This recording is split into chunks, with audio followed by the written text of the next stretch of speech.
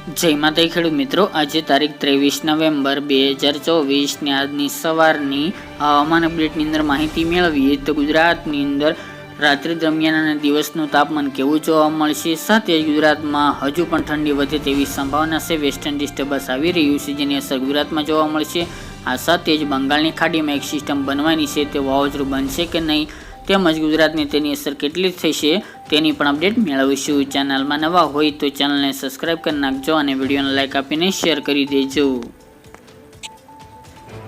તો ખાસ કરીને વાત કરીએ તો ગુજરાતમાં ઠંડીનો પારો ધીરે ધીરે ઉચકાઈ રહ્યો છે. એવામાં એક વેસ્ટર્ન ડિસ્ટર્બન્સ આવી રહ્યું છે, જેના કારણે ગુજરાતમાં 22 તારીખથી ઠંડીનો ચમકાર હજુ પણ વધે તેવી સંભાવના છે.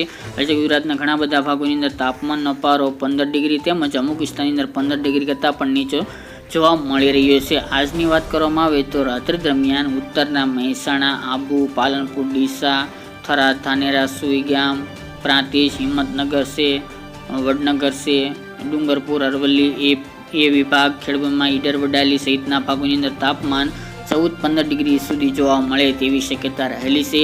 આ વિસ્તારની અંદર હજુ પણ તાપમાન ઘટી શકે છે.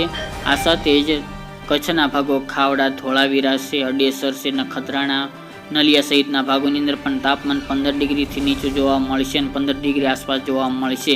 અમદાવાદ, ગાંધીનગર, ખેડા, બોરસદ, તારાપુર, આણંદ, દાહોદ છે, તેમજ મહીસાગર, પંચમહાલમાં પણ 17થી લઈને 16-15 ડિગ્રી વચ્ચે તાપમાન જોવા મળે તેવું અનુમાન રહેલું છે. સૌરાષ્ટ્રની વાત કરીએ તો હળવદ, મોરબીમાં તાપમાન 15-16 ડિગ્રી જોવા મળશે. રાજકોટના અમુક વિસ્તારની અંદર 16 ડિગ્રી અથવા તો 17 ડિગ્રી, જામનગરમાં પણ 17-18 ડિગ્રી, પોરબંદર, દ્વારકામાં 18-19 ડિગ્રી તાપમાન રહી શકે છે. જૂનાગઢ, અમરેલીમાં પણ 17-16 ડિગ્રી, ભાવનગરના વિસ્તારની અંદર પણ 17-18 ડિગ્રી તાપમાન જોવા મળશે. દક્ષિણ ગુજરાતની અંદર પણ તાપમાનનો પારો 17થી લઈને 19ની રેન્જમાં તમામ ભાગોની અંદર જોવા મળે તેવું અનુમાન દેખાઈ રહ્યું છે. જ્યારે મિત્રો બપોર દરમિયાન મહત્તમ તાપમાન હવે ઘટીને નોર્મલ કેટેગરીમાં 30-29 ડિગ્રી સેલ્સિયસ સુધી પહોંચી ગયું છે. તે મુજબનું તાપમાન બપોર દરમિયાન જોવા મળશે. હવે બપોર દરમિયાન હળવી ઠંડી પણ જોવા મળે તેવી સંભાવના રહેલી છે. 22 તારીખ બાદ એક વેસ્ટર્ન ડિસ્ટર્બન્સ આવી રહ્યું છે, જેના કારણે 23 તારીખથી ઠંડીમાં વધારો થઈ શકે છે.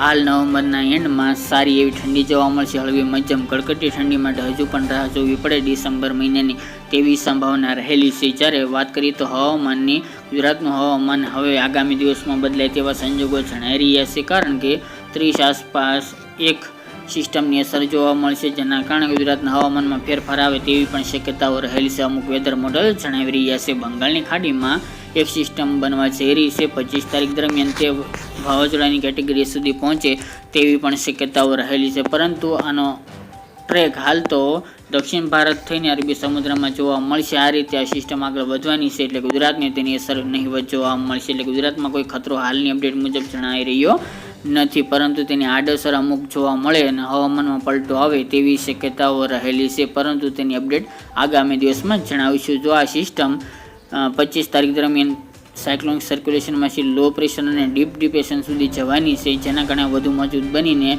તમિલનાડુ, આંધ્રપ્રદેશના વિભાગને અસર કરે તેવી સંભાવના છે. જો આ સિસ્ટમ વાવાઝોડું બનશે તો તેનું નામ ફેઝલ રાખવામાં આવી શકે છે. વધુ અપડેટ આગામી દિવસમાં જણાવશું. બાકી પવનની ઝડપ સામાન્ય નોર્મલ કેટેગરીમાં 10થી 15ની જોવા મળશે. ઉત્તર પૂર્વના અને ઉત્તર પૂર્વના પવનો ફૂંકાય તેવી સંભાવના રહેલી છે. તો મિત્રો, આ અત્યારની વહેલી સવારની અપડેટ. ફરી એક નવા વિડીયો સાથે મળીશું.